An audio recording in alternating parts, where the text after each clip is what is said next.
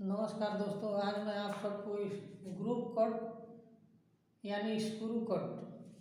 Box जो cut के आता है उसके बारे में आप सबको बता रहा हूँ। जब भी किसी भी डाई में ग्रुप शेयरिंग या कट के आ रहा है तो उसके लिए सबसे पहले हम क्या करेंगे कि यहाँ पे क्लियरेंस देख लेंगे कि बैक साइड में मिलिंग साइड में क्लियर है कि नहीं। अक्सर क्या होता है कि यहाँ पे थिकनेस कम होने की वजह से लाइट कटर चलाने के कारण मैन्युफैक्चरिंग में बराबर क्लियर नहीं हो पाता है। तो इसलिए सबसे पहले हम यहाँ पे क्लियरेंस देखेंगे। यदि बराबर क्लियर नहीं रहता है तो भी स्क्रू कट के आता है, और यदि क्लियर है उसके बाद भी कट के आ रहा है तो क्या करेंगे, यहाँ पे इसके नाका जो है इस पे 0.5 से 0.8 तक ड्रॉप मार देंगे, वायरिंग काट देंगे मिलिंग साइड से, तो ये ग्रुप काटना सही हो जाएगा। उसके बाद अगर मान लीजिए कभी कभी क्या होता है कि यहाँ पे ड्रॉप मारा हुआ है उसके बाद भी कट के आ रहा है, तो क्या करेंगे कि जो ये ड्रॉप मारा हुआ है, जो ड्रॉप मारा है यहाँ पे टच करके यहाँ तक वायरिंग काट देंगे,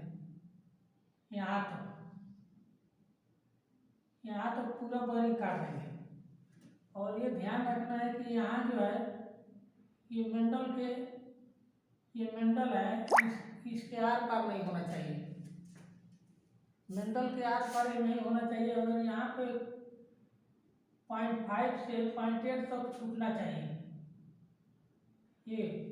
अगर बाहर कटर हम निकाल दिए तो वहाँ पे स्टेप मार्क आता है, तो इसका ध्यान रखना है कि ये बराबर बाहर नहीं निकलना है, यहाँ पे थोड़ा छोड़ना है मेंडल में और पूरा काट देंगे। ड्रॉप जो दिया है उसके हिसाब से कटिंग करके फिर से ड्रॉप मार देंगे, सोलो के हिसाब से या बरिंग के हिसाब से 0.5 0.8 कम से कम 0.8 ड्रॉप तो मार ही देंगे यहाँ पे। और मान लीजिए कि ड्रॉप भी मारने का गुंजाइश नहीं है, जैसे वायरिंग कम है, पहले से ही वायरिंग कम दिया हुआ है और ड्रॉप मारा हुआ है, तो क्या करेंगे कि ये रिलीफ जो पीछे से स्क्रू बॉक्स में माल देने के लिए जो रिलीफ बना रहता है मेंडल में, उसमें क्या करेंगे ये और दूरी आगे से लेके ग्राइंडिंग कर देंगे अच्छा से इसको। जैसे क्या होता है कि यहीं तो मेंडल से यहीं पर डीप थोड़ा सा 10 या 15 mm मेंडल के पीछे से डीप लेके वहीं पर ईडियम से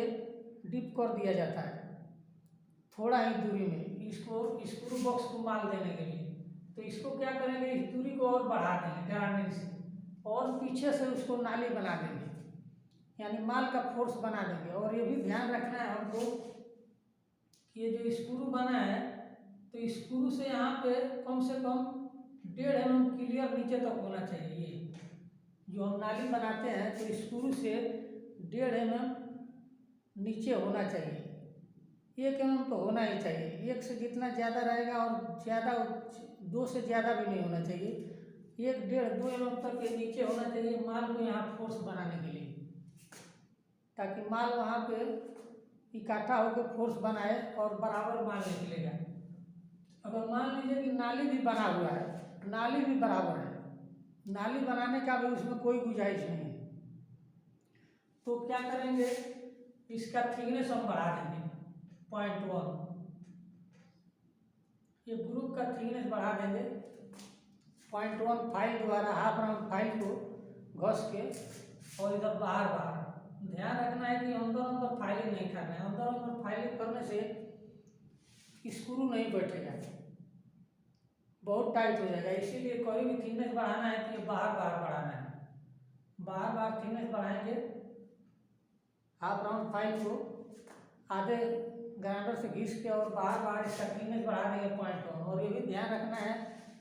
मैं हर बार बताता हूँ कि फाइलिंग करने का टाइम ध्यान रखना है, जहाँ भी अगर कहीं भी अगर माल का फोर्स बढ़ाने के लिए यानी फास्ट करने के लिए जब भी हम फाइलिंग करेंगे तो ध्यान रखना है कि जिधर से पॉलिश करते हैं उधर अपने तरफ डाउन नहीं होना चाहिए। अगर बिल्कुल 90 डिग्री में करें तो अच्छा है, और नहीं 90 डिग्री में होता है तो थोड़ा आगे की तरफ झुका रहे, मिलिंग साइड में थोड़ा फाइलिंग झुक रुका रहे तो और अच्छा रहेगा, रिलीव हो जाएगा तो ऑटोमेटिक फास्ट हो जाएगा। तो इसी तरीक़ा से ये आपको हैंडल है, इंटरलॉक है, टॉप बटन है, जो भी है, जैसे मान लीजिए हैंडल है, ये हैंडल है, ये इंटरलॉक है, मान लीजिए इंटरलॉक में एक साइड दूर रहता है, इसी को मान लीजिए इंटरलॉक हो गया, चाहे ये अपना टॉप बटन हो गया,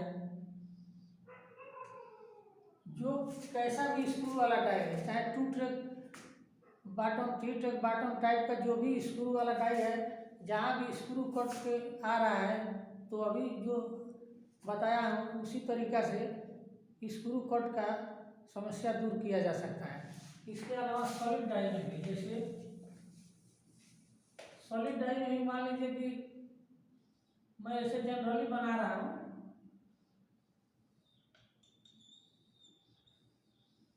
ये सॉलिड डाई है, मान लीजिए यहाँ पे स्क्रू है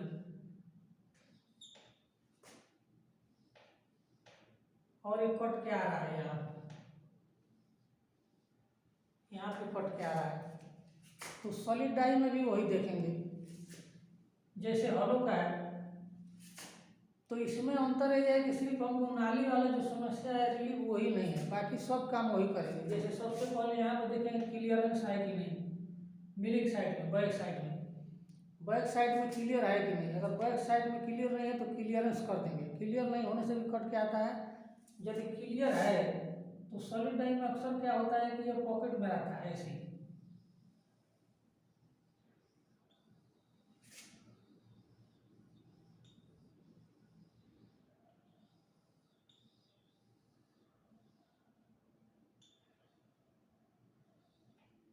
ये पॉकेट में रहता है। तो क्या होता है कि यहाँ पे पॉकेट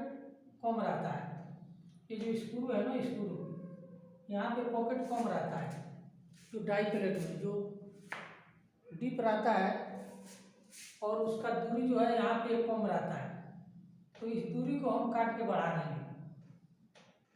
पॉकेट को यहाँ पे काट के बढ़ा देंगे। तो पॉकेट को काट के बढ़ा देंगे तो यहाँ पे माल का फोर्स बढ़ जाएगा, तो ये ग्रुप काटना बंद हो जाएगा। अगर इससे भी नहीं होगा, अगर पॉकेट काटने के पहले हम ड्रॉप, अगर सुविधा है तो पीछे से ड्रॉप मार देंगे, 0.5 4 जितना है यहाँ पे ड्रॉप मार देंगे तो भी फास्ट हो जाएगा। क्लियर है तो ड्रॉप मारेंगे, ड्रॉप मारने का अगर पीछे से सुविधा नहीं है तो आगे से भी ऐसे ड्रॉप मार सकते हैं, आगे से भी ड्रॉप मार देंगे। ड्रॉप मारने से भी नहीं आ रहा है तो पॉकेट भी बढ़ा देंगे, ये जो पॉकेट है इसको काट के बढ़ा देंगे। तो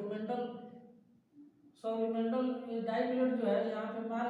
पॉकेट बढ़ा देंगे तो माल ऑटोमेटिक फोर्स बन जाएगा और स्क्रू काटना बंद हो जाएगा। इसके अलावा आपको और भी कोई भी डाई में अगर स्क्रू बॉक्स का समस्या है तो आप कमेंट में लिख कर पूछ सकते हैं, जो डाई है उसका पिक्चर भेज सकते हैं कि यहाँ पे कटिंग हो रहा है, उसका डाई प्लेट का, सॉलिड है तो डाई प्लेट का, अगर हॉलो है तो मेंटल का, उसका आप पिक्चर खींच के भेज सकते हैं। उसके हिसाब से मैं आपको गाइडलाइन कर दूँगा।